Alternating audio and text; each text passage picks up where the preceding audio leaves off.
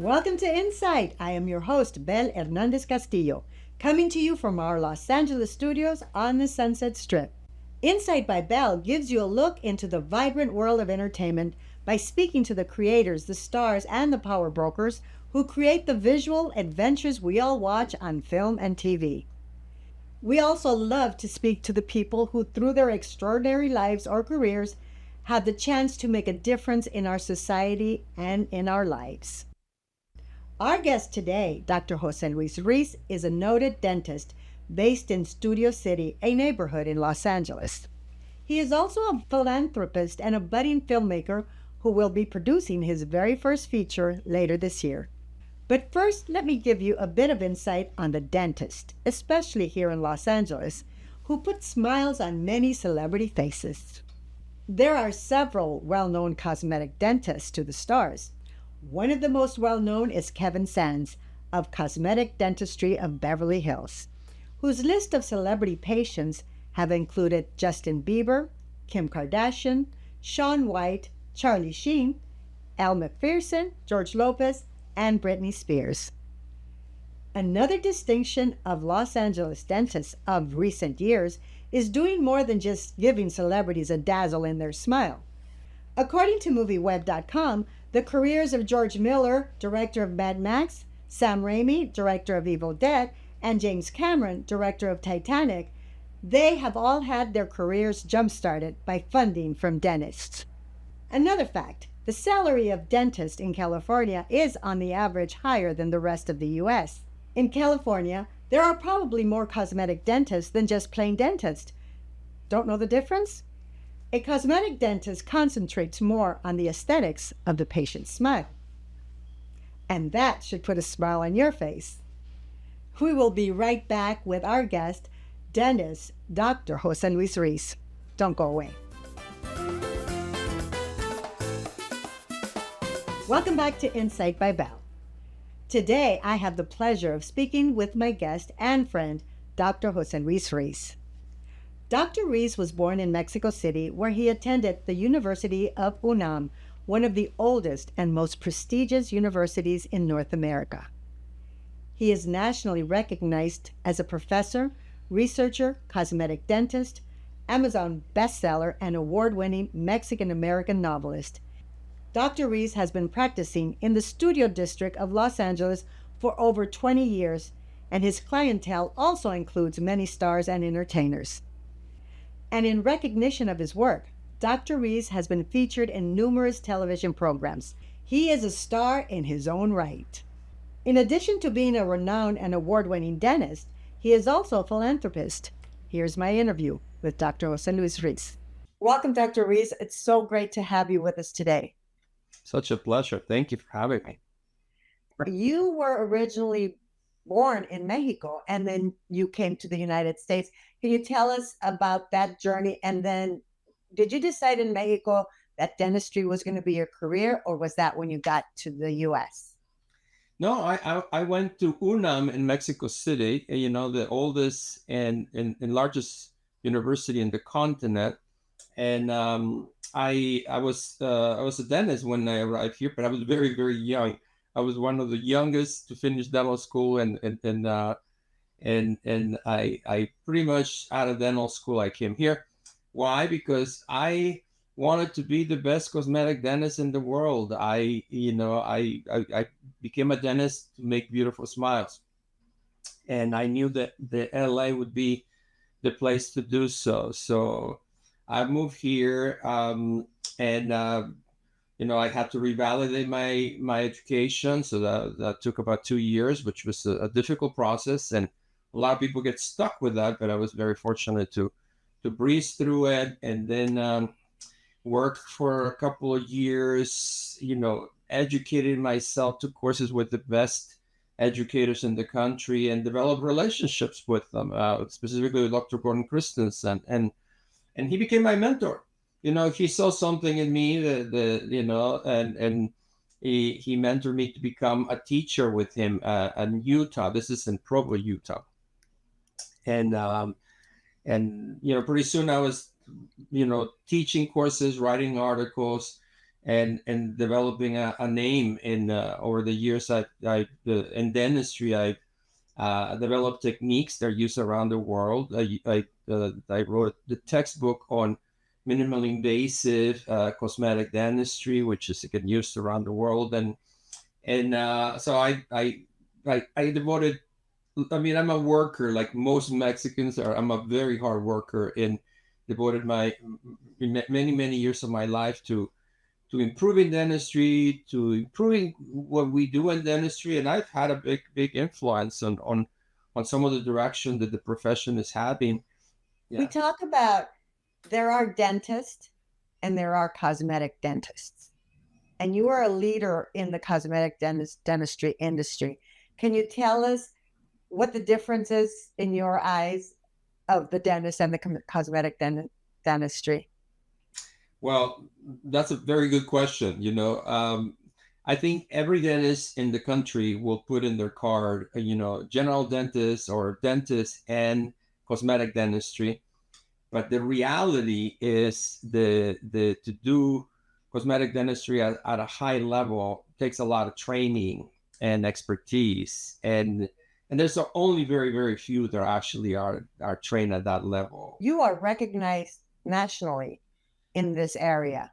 Yeah. You've done research. You are recognized. You do tell us about the classes you do. You do classes across the country. You travel a lot to do classes. The reason why I get invited to lecture around the country and around the world on the large meetings where sometimes hundreds and thousands of dentists go is because I developed certain techniques 25 years ago, or and these techniques are very important. One of them is smile design. The technique is called dentofacial smile design. I know it's used around the world, different universities as a foundation or how they teach smile design. I also developed minimal invasive approach to doing cosmetic dentistry, meaning not grinding the tooth or hurting the gum along the way to give somebody beautiful smiles, but do it in a way that's healthy. So because of these techniques, I get invited to speak around the country. Every month I'm somewhere speaking around about cosmetic dentistry and minimal invasive dentistry, and I have my own institute here in Los Angeles where 15, 20 dentists from around the country come and take courses with me every 2 3 weeks. We have a course here in LA, and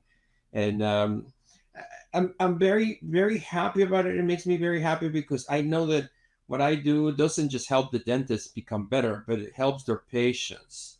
I met you when you invited me to come to your Mexican American Cultural Education Foundation event. Tell us about that organization and what led you to found it.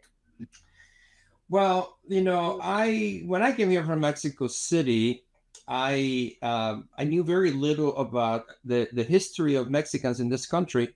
Of course, growing up in Mexico City, everybody there, doctors, lawyers, senators, and presidents are Mexican, and we have a very good self-esteem, and we think actually that around the world we have a very good reputation. But then when I came to this country as a new immigrant, I saw a very different story. I saw a lot of misinformation about who we are and a lot of abusive speech about Mexicans in this country.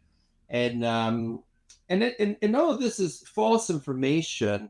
I realized that if we really want to make a dramatic change in perspective and the false narrative, the film and television are the most powerful way to do so. And that's why I shifted my direction 10 years ago and to try to start to help filmmakers be able to tell those stories and have more films, more filmmakers, stories that change the narrative. And I've invested a lot of money, a lot of my time, and a lot of my friends that have contributed tremendously to this organization, including you, Bel, you've been instrumental to getting a lot of this very important initiatives, to become a reality. And that's where your career takes the turn into the creative side that you are now becoming. You directed your first short film, and you are an investor in films by having this organization. And now, by investing your time, your valuable time, into being a filmmaker, and all because you want to present more positive images that we know there are. So tell us about the first short film that you directed, and then we'll go into your film that you are now going to be directing very soon. So tell us about the first short film you directed. What was that about? Well, that's a very important story. And again, everything that I do is with the effort to change the narrative, you know. And I feel that you know, we Mexican Americans sometimes we forget that uh, a lot of what America is based on Mexican history and Mexican involvement. And one of the most powerful ways to see that is the cowboy culture, known around the world as American.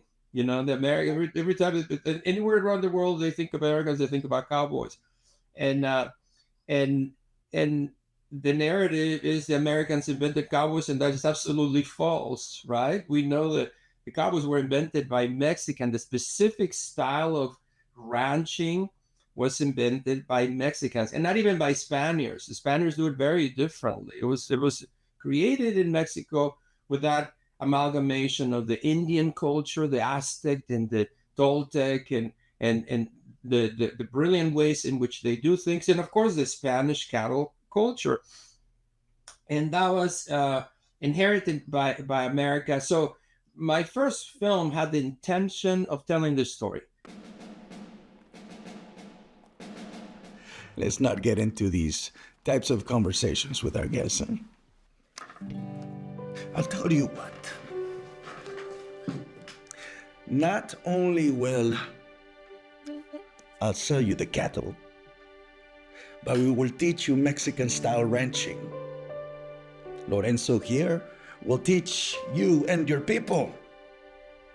And Teddy, you will learn to be a great vaquero. Huh? Or how you say in your language, a great cowboy. Listen, maybe we should reconsider our efforts to regain control of your ranch. These days, any Mexican who owns a ranch, cattle, or land is in grave danger. But we have a plan. Don't forget about Adams and the hatred he has for you. And he is very influential. Las Niñas is our family ranch. And I'm not just going to give it up because of a bully.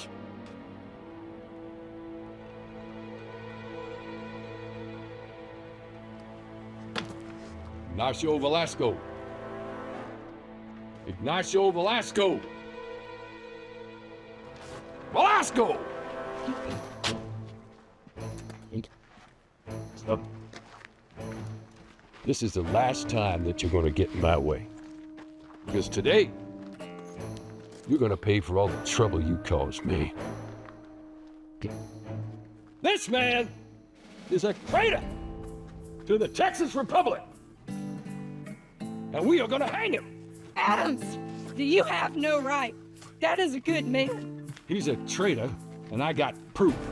Everybody in this town knows that both you and Josiah are unpatriotic Mexican lovers. That's why nobody around here wants nothing to do with you. Just stay the hell out. Es un traidor. ¡Un traidor! ¡Déjalo! ¡Déjalo! ¡No! ¡Ayúdame, por favor!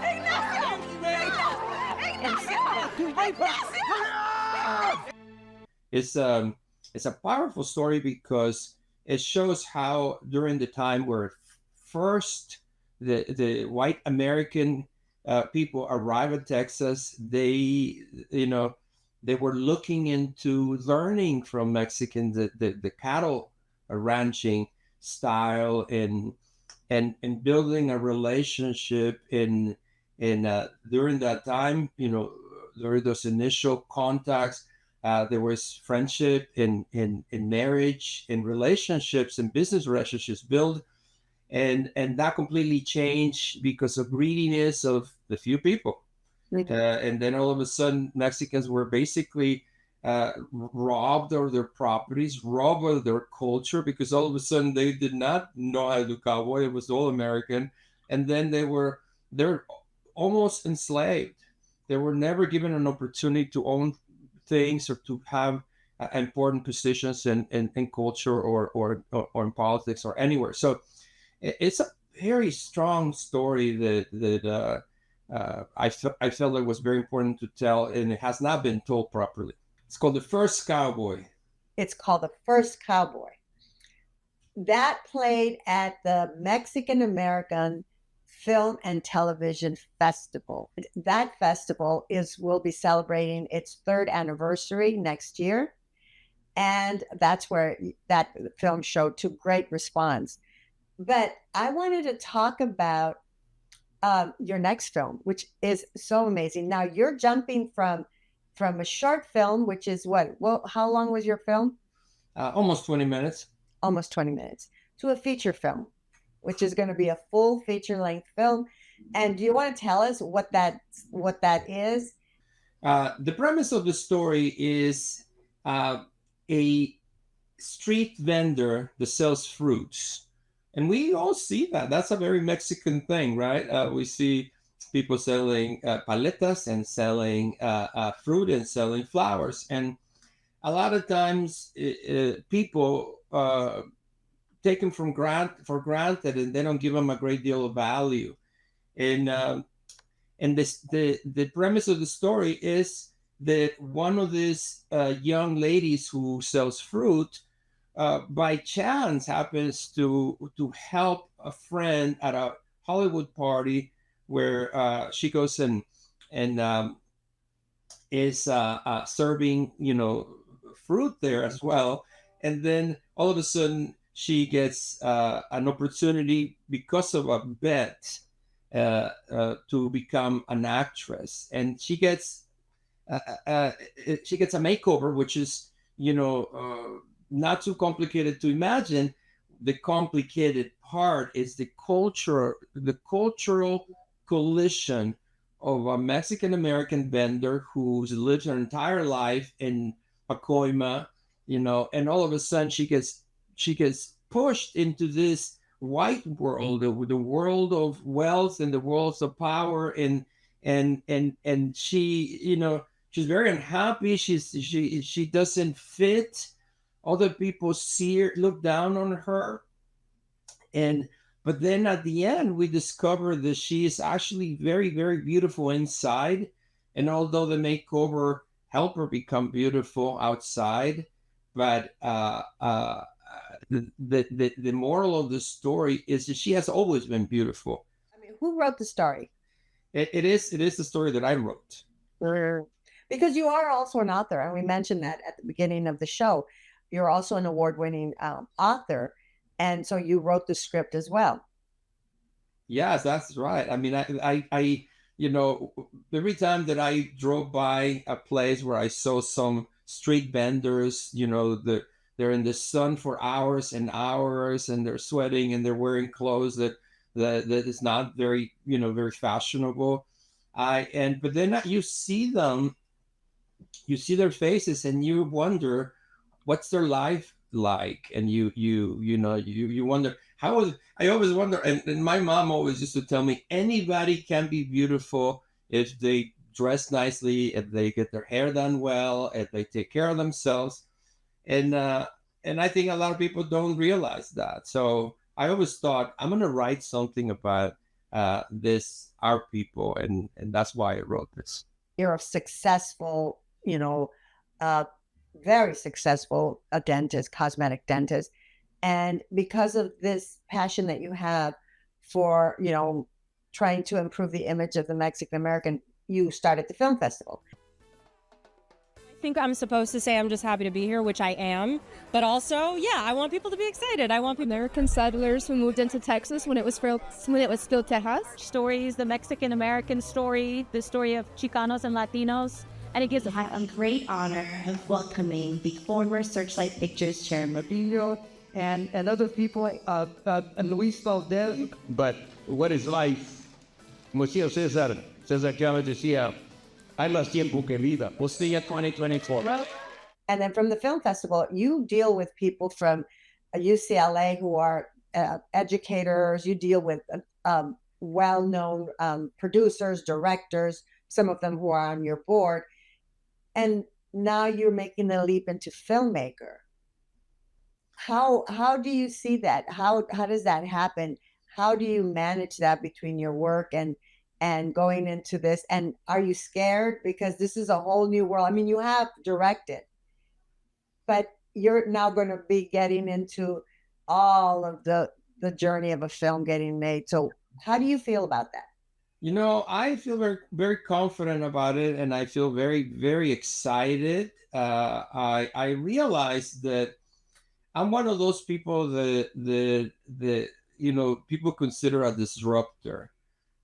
Even in dentistry, when I first got into the teaching and evaluating what can we do better in dentistry, I started changing things. Some people found it to be very, very dramatic. Well, I feel the same way about film today. I feel that the way films are made, the way films are funded, the way a lot of our people are not able to even get one film, one feature. It is broken. The system is broken, and my intention is, by doing this, not just to make one film, to create a new way to do things that will be helpful for our brilliant, resourceful, skilled filmmakers. So it's only the first of many. Wow. You are amazing. And I know, and I can attest from meeting you to now, you set out to do things and you always do it top notch. The festival has gotten so much attention. The Mexican American Film and Television Festival has gotten so much attention from people who are just amazed at the filmmakers that you bring together.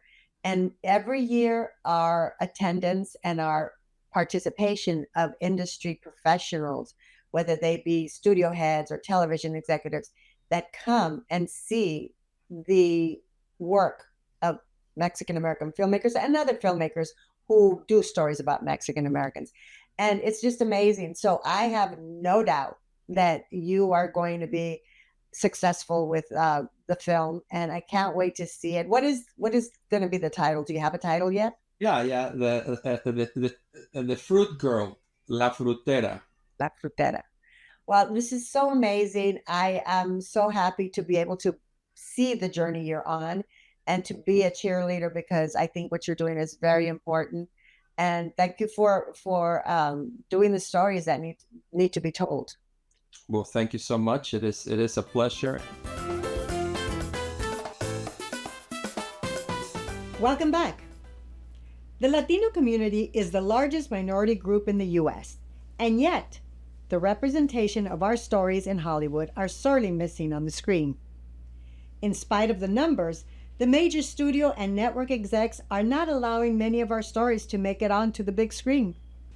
But the stories that have made it have been independent films. In the Latino community, it is director Robert Rodriguez that has worked consistently through the 90s to the present day and been churning out independent films about Latinos. He is a sort of Tyler Perry before Tyler Perry. From cult classics like Machete or Desperado to kids' films with his widely popular franchise, Spy Kids. Rodriguez even wrote the independent filmmaker Bible, Rebel Without a Crew. He has inspired a generation of Latino indie filmmakers who are now churning out great movies with and about Latinos. Here's a few examples. Evelyn Goria in her directorial debut, Flaming Hot, which was based on the memoir of A Boy, a Burrito, and a Cookie from Janitor to Executive by Richard Montañez, who invented Flaming Hot Cheetos. We all write our own stories. Where is Richard? I'd like to speak to him. I'm here. This is mine. That's me, the mero, Mr. Richard Montañez. I'm the guy who helped bring the world the most popular snack it's ever seen. Are you ready? A huevo. I've been ready. And currently, the independent film Running on Empty by director Daniel Andre is getting rave reviews. Check out the trailer on YouTube. And kudos to Dr. Ruiz for joining the independent world of filmmaking. And here is a peek into more Latino stories that are set to release soon. Check it out.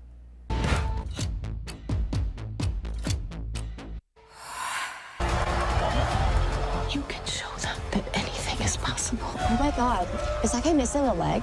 That's my son. Do you love your country? Do you love your country? I am serving my country right now. Your country needs more. That's our show for today. Thanks for joining. We'll see you next week.